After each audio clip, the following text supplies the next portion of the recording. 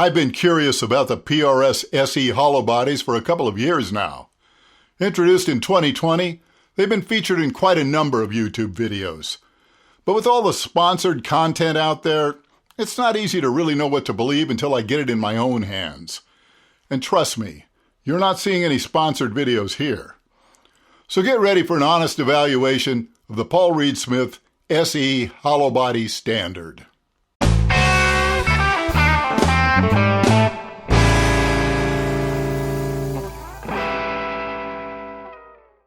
Now, when it came to choosing which model for review, well, I did what I always do.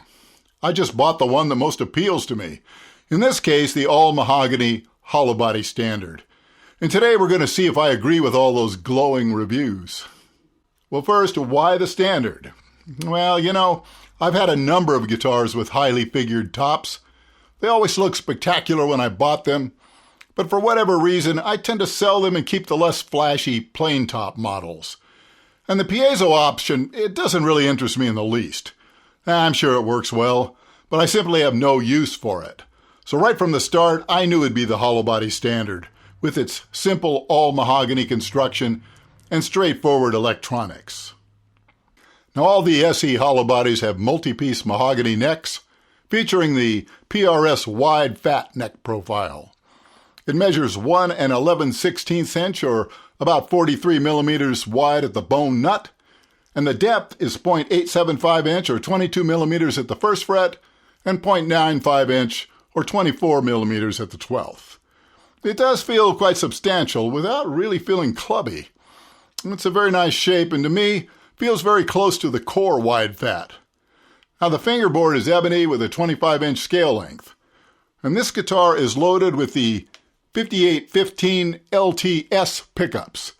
Now, the LT stands for low turn, meaning they're wound for sweetness and clarity rather than high output. And as I discovered when I reviewed the SE McCarty 594, these are indeed some of the sweetest Asian import humbuckers I've come across. The controls are simple with just a volume, tone, and three-way switch. So let's check it out.